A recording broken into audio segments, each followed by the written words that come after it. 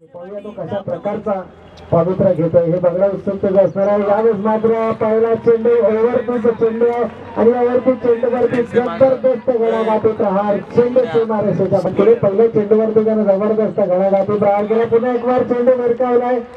क्षेत्ररक्षक वैभव त्या ठिकाणी मात्र चेंडू डीप स्क्वेअर सीमारेषेच्या बाहेर 6 धावांकरता बॅक टू बॅक हा दुसरा षटकांध्र. त्या ठिकाणी मी विनंती करतो काळभैरव पुपेडा संघाने आता मात्र पुन्हा एक वार अकोट टप्प्याचा चेंडू आणि या चेंडूवरती जबरदस्त गळाघाती प्रहार हा तिसरा षटकार.